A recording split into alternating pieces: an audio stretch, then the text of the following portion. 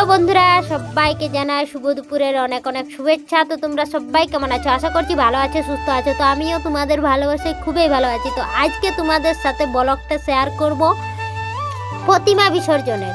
তো চলো দেখতে থাকো, সবাই সাথে থেকো, পাশে থেকো। আর মানে চ্যানেলটা এখনও যারা যারা সাবস্ক্রাইব করো নাই, তো অবশ্যই চ্যানেলটা সাবস্ক্রাইব করবে এবং সবাই সাথে থাকবে, পাশে থাকবে। সবার কাছে একটাই অনুরোধ যে সবাই স্কিপ না করে ভিডিওটা কিন্তু দেখে যেও। আশা করছি ভালো লাগবে। হ্যাঁ, যেরকম মানে আমাদেরকে ভালো লাগছে ইন্টারেস্টিং, সেরকম তোমাদেরও ভালো লাগবে। তো সবাই সাথে থেকো, পাশে থেকো। প্রতিমা বিসর্জন মানেই হচ্ছে হয় উল্লো মজা।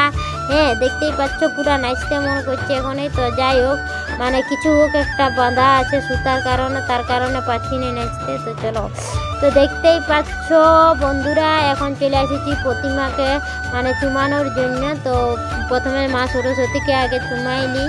হ্যাঁ, সব কিছু করে ধূপ জ্বালেলি, যেহেতু মা সরস্বতী মানে আজকে আমাদের পাশে থাকার হচ্ছে লাস্ট দিন। আসছে বছর আবার হবে, আর আমরা মা সরস্বতীকে কিন্তু আমাদের কাছে পাবো নাই।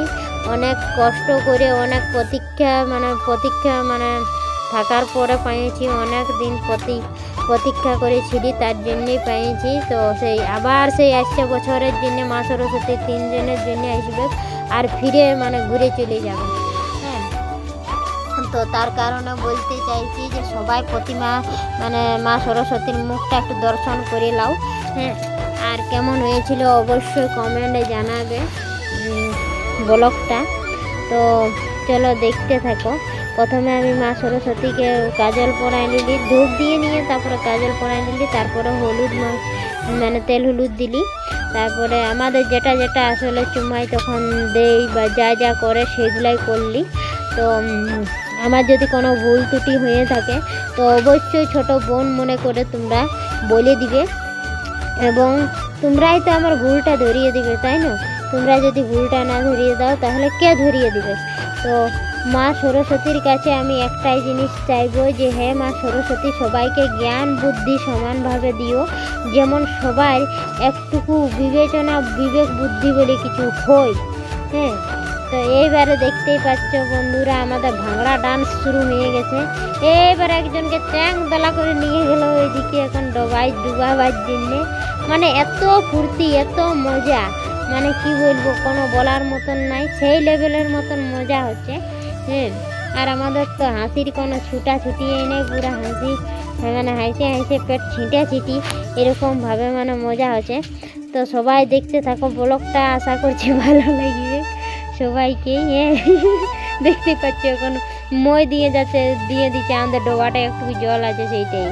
তো এইবারে পুরা ডান্স শুরু হয়ে গেছে। ওদিকে ঝুপুড় ওহো কি ডান্স বলো না, হেভি মজা না, কোনো বলার মতন নাই। ওই দিকে চান্দানো ঝুমুক করে চলে এলো। দেখে যে ডান্স দেখতে পাচ্ছ, হেভি ডান্স, মানে যে যেরকম পাচ্ছে রে বাবা। হ্যাঁ, আবার ঘুরে আরেকজনকে পাইছে, বলছে তুই ভিজি না, চল তোকে নিয়ে যাই। তবলা লে সবাই পেল। ও বাপ, পাইল না কি রে বাবা? না পাই নাই বলছে, কোনো ব্যাপার নাই। এইবার একটা বুতরু ছেলেকে ধরে নিয়েছে,